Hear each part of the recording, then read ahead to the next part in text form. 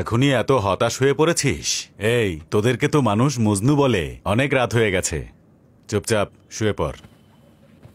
মন ভেঙে গেল, মন ভেঙে গেল। আন্নু মেসেজ দিয়েছে। বাসায় কেউ জানার আগে গ্রামে ফিরে যা। এক বন্ধু আরেক বন্ধুর দুঃখী চেহারা সহ্য করতে পারে না।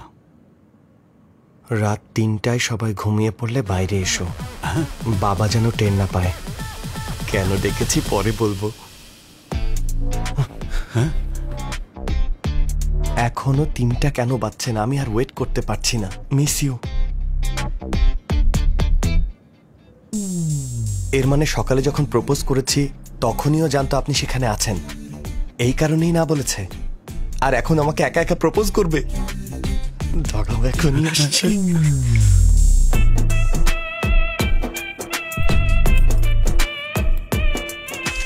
It's personal.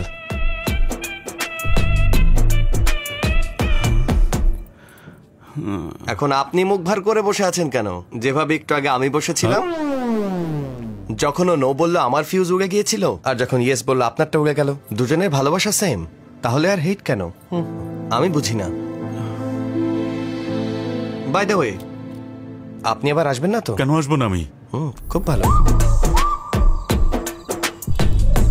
O, it's night effect. আপনার মনে আছে ও কি বলেছিল? বাবা যেন টের না পায়। রুমের লাইট ইফেক্ট দেখেই ভালো লাগছে। হচ্ছে আমার। এই, ৩টার সময় দেখা করার কথা বলেছে, এখন 11টা বাজে।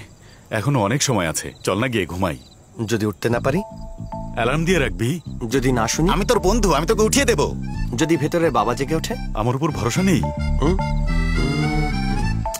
দেখুন, প্রথমবার দেখা করতে এসেছি, আমি কত খুশি। এক্সাইটমেন্টে কিভাবে ঘুমাবো? হ্যাঁ, আমি বুঝতে পেরেছি, সব বুঝেছি।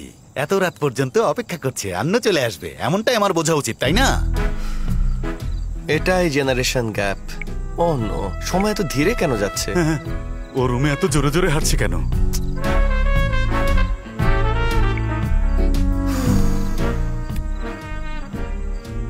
তোকে তো